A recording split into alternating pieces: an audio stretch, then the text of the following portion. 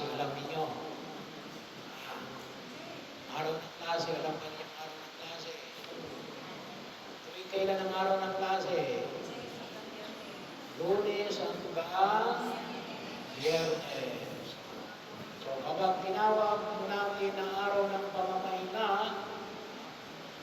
kung tawagin natin yung bawat relihiyon o religion may kanya-kanyang araw na tinatawag natin araw ng pamamahinga. Ito yung tawagin natin ay araw na para sa Diyos. Araw na para sa Diyos. Ano yung araw na para sa Diyos? Araw ng pamamahinga. Anong araw yon? Linggo. No? Pero bahagi ho, no? Dito sa inyo sa Veronica ay may misa rito, no? Sa araw ng Sabado. Sa anong oras ang misa rito? May misa ba ito? Every Saturday. Every Saturday.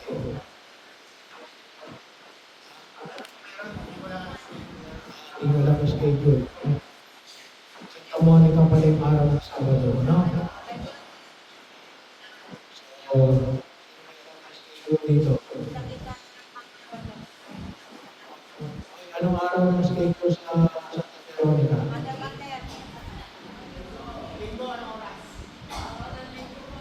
Anong araw? Anong oras? Every Sunday? Every Sunday yun? Every Sunday. Every Sunday, 5 o'clock na hapon. No? So, pero yun, araw ng pamamahinga. Araw na para sa Diyos. No? So, tayo ay mayroong 7 araw sa bawat isang linggo. Yung isang araw na yun, ibibigay natin para sa Diyos. So, sa Ebanghelyo, nakita natin na alin na pinuna ng mga Pariseo ang mga alagad ni Jesus. Bakit pinuna ng mga Pariseo ang alagad ni Jesus? Kasi araw ng pamamahinga. Yung araw ng pamamahinga, para sa mga Hudyo, may pito yung mga yun. Hindi pwedeng magtrabaho. Hindi pwedeng magtrabaho. Kaya mo yung pipindot ka ng electric fan, hindi kaya ay magbubukas ka ng ilaw. So ngayon, sila pwede roon. Ganun kaipit ang mga Hudyo. No? Kasi para sa kanila, kapag pipindot ka ng electric fan, para ka rin nagtrabaho. No? Para yun sa mga Hudyo. No?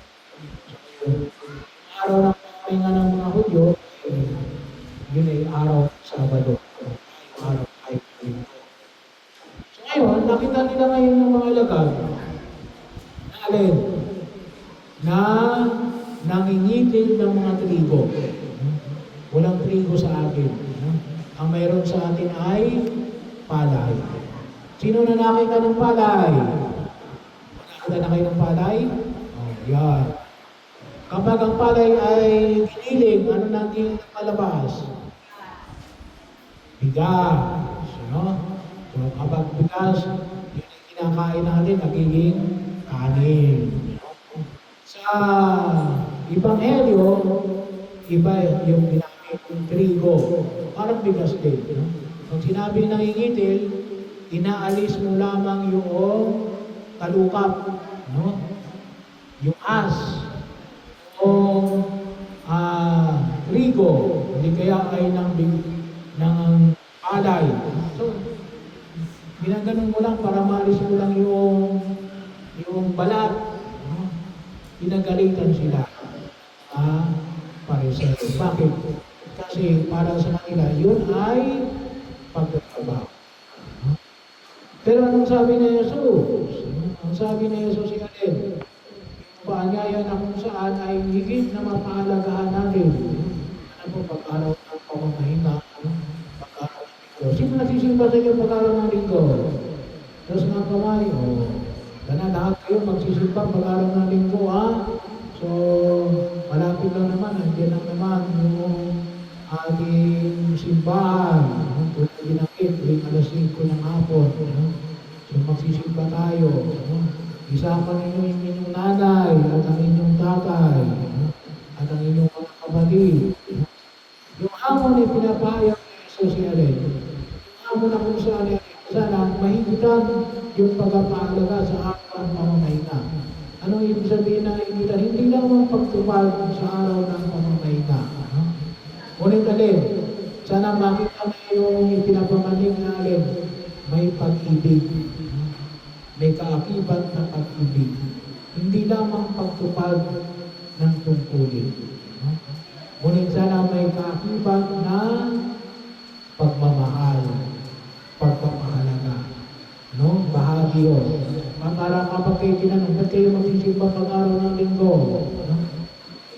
Kapag sinagot ninyo ay obligasyon, tama yun. No? Obligasyon yun. Kasi bakit? Nasa 10 utos ng Diyos. Alam niyo ba yung 10 utos ng Diyos? Alam niyo ba ang 10 utos ng Diyos? Hindi pa. Hi! Hi!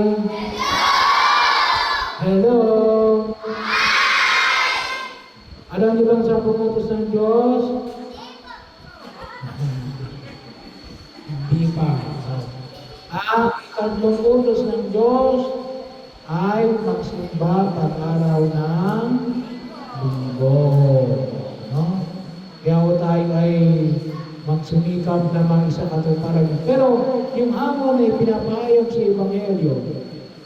No? Ay Alin, na yung pagkilos natin, hindi lang yung pagsimba ng araw ng linggo. No? Ngunit yung lahat ng gagawin natin ay Alin, gawin natin ng may ibig. No? Hindi lang pagsunod. No? Ngunit, kaya tayo sumusunod, gawa ng pag-ibig.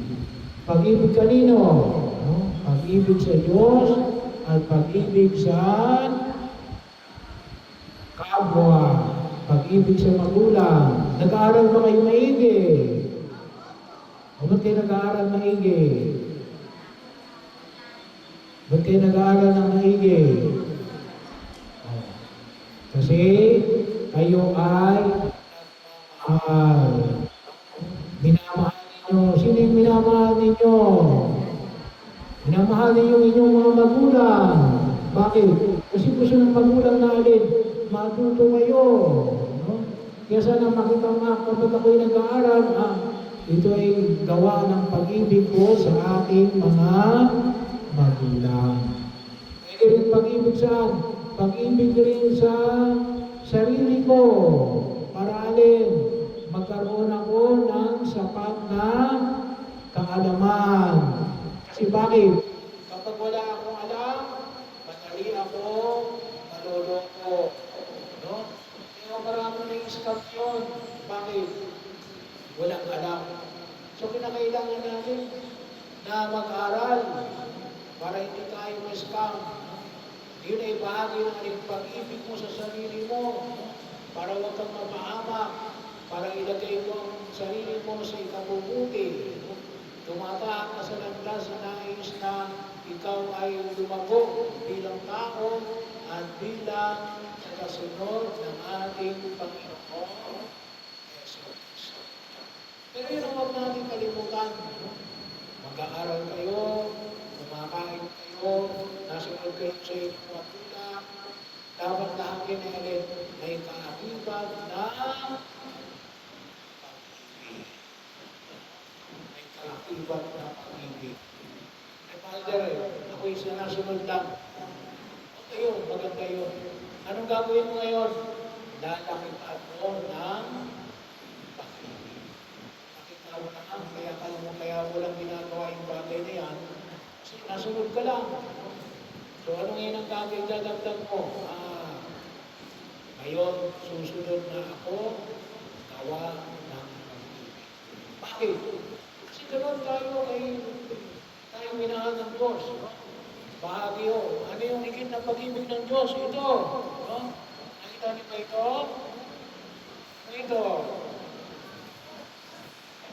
Sino nakapako dyan? Si Jesus. Bakit siya nakapako dyan? Bakit siya nakapako dyan? Gawa ng tayo ay kanyang iniligtas. Pero bakit niya tayo iniligtas? Dahil tayo ay kanyang mahal. Tayo ay kanyang iniibig. No? So, iniligtas tayo ng Diyos out of love. No? Kaya huwag niyo kalimutan, mahal ka ng Diyos. No? Mahal ka ng Diyos. Kaya bahagi yun, huwag natin kalimutan yun.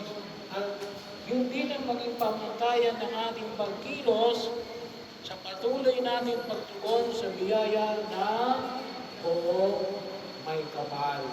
Tularan natin si Jesus na patuloy na